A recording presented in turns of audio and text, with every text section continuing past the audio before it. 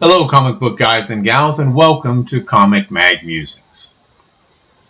This is the third installment of our Top 100 Pre-Code Western comics. Western novels, films, and pulp magazines were extremely popular in the United States from the late 1930s to the 1960s. Western comics first appeared in syndicated newspaper strips in the late 1920s. Harry O'Neill's Young Buffalo Bill, later changed to Buckaroo Bill, and then finally Bronco Bill, distributed by United Feature Syndicate beginning in 1927, was about a group called the Boy Rangers and was a pioneering example of the form. Starting in the 1930s, Red Ryder, Little Joe, and King of the Royal Mounted were syndicated in hundreds of newspapers across the United States. Garrett Price's White Boy, later changed to Skull Valley, was another syndicated strip from the 1930s. Before we get to our comics, let's have a quick reminder of the criteria. The comics had to have been published prior to carrying the Comics Code Authority seal, and the title had to primarily be a Western title. Some of the eligible titles are from other genres, but they switch to a Western context for a period of time. No photo covers are allowed. Lastly, these are not necessarily either the most popular or the most expensive Western books. They are simply the best Western comic book covers, in my humble opinion. It was painfully difficult ranking numbers 60 to 41, but it was loads of fun. I made a series of 5 videos with 20 entries in each one, so please join me for the next 20 covers as we count down the top 100 pre-code Western comic book covers.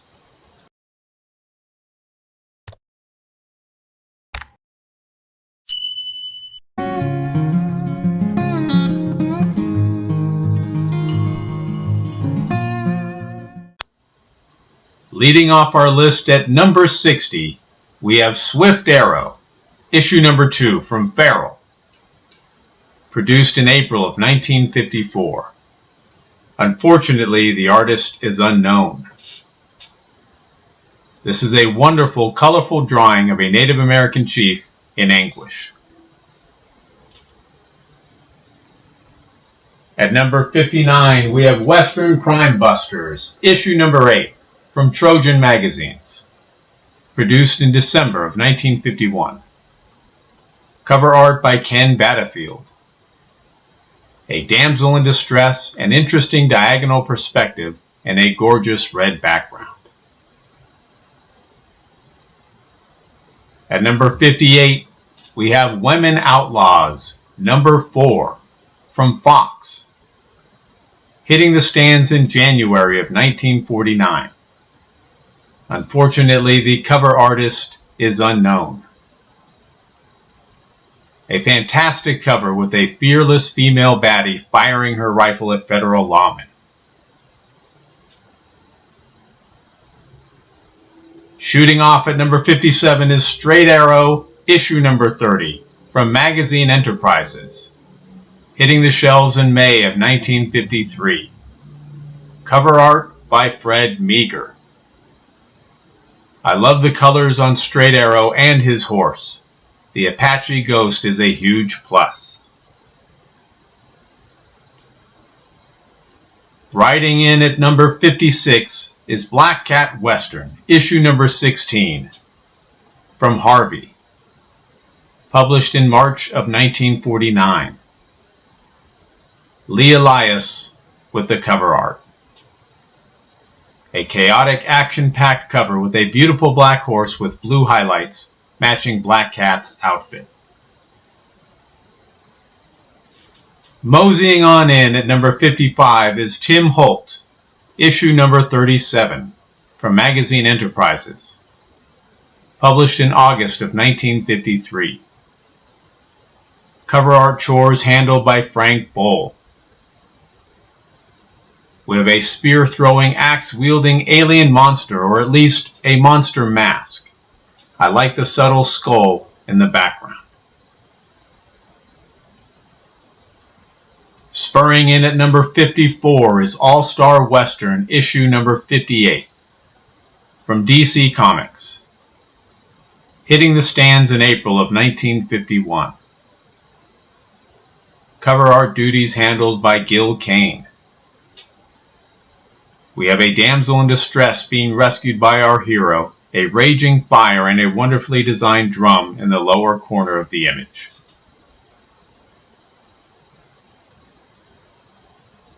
Roping in our next comic at number 53, we have Cowpuncher, issue number 6, from Avon, produced in 1949. The cover art is by Walter Johnson. Pistols brandished, horses rearing, and a lovely blonde in a red dress. Fantastic. Firing away at number 52 was Western True Crime, issue number 5, from Fox, published in April of 1949. Yet again, we do not know the cover artist. A damsel truly in distress as a rotten killer swipes her while pistol whipping her father. The plain red background is nice and undistracting. Branded at number 51 is Cowpuncher, issue number 4, from Avon, produced in May of 1948. Cover art by Alan Ulmer. We have an injured cowboy being nursed by a lovely blonde, not in a red dress, but a red cowgirl hat. You can sense her anxiety as the shooters ride toward them. Moseying on in at number 50 is Kid Colt Outlaw, issue number 12, from Atlas/Marvel, hitting the shelves in January of 1951. Cover art by Joe Maneely. This cover has a lot going for it. A Native American chief, burning at the stake, and a skull adorned with feathers.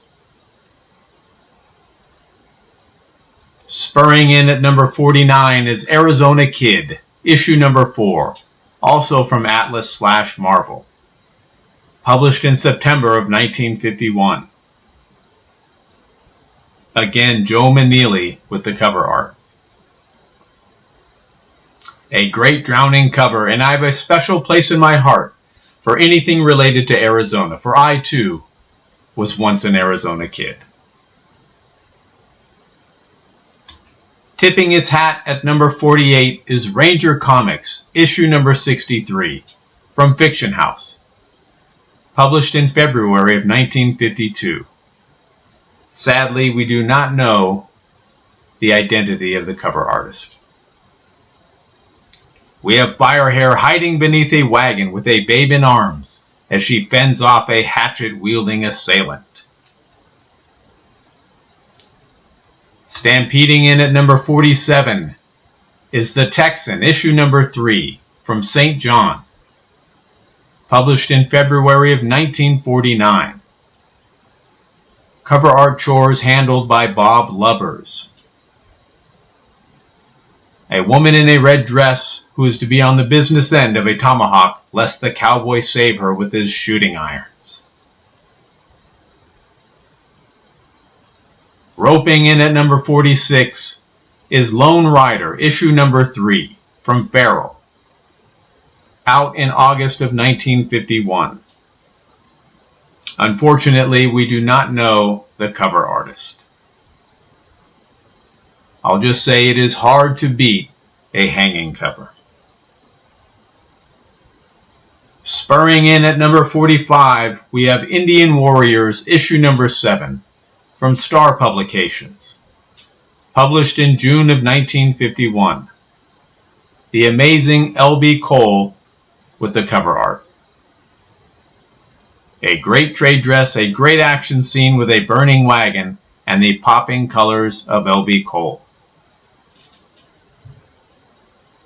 Giddy-upping in at number 44 is Tim Holt, issue number 35, from Magazine Enterprises, hitting the stands in April of 1953. Cover art duties handled by Frank Boll. We have the first ever comic book cover featuring a furry cosplayer and a woman in a red mixed with white making pink dress. Outstanding. Tipping its hat at number 43 is Crack Western, issue number 80, from Quality Comics, published in September of 1952. Cover art duties handled by Reed Crandall. I love the beautifully rendered image of the Mexican cowboy and the crack shot that saves the man from certain death by hanging. Shooting off at number 42 is Bobby Benson's B-Bar-B Riders, issue number 15, from Magazine Enterprises, produced in July of 1952. Dick Ayers with the cover art. The original Ghost Rider amidst searing flames, staring down a gaggle of ghouls. I love it. And galloping up at number 41 to take the last on our list is Prize Comics Western, issue number 86, from Prize, produced in March of 1951. The cover art is by John Severin. The designs and colors of the outfits on the battling Native Americans are stupendous. This is a brilliant image. And that will do it for numbers 60 through 41 as we count down the top 100 pre-code Western comics. I hope you enjoyed the video, and I hope you got to see some books you either haven't seen before or haven't seen in quite some time. Please leave a comment and tell me your thoughts. Do I have some ranked too high or too low? Were there some that shouldn't have made the list at all? Are there others that I left off that should have made the list? I'd love to hear your feedback, and don't forget to join me for the next installment as we count down numbers 40 through 21.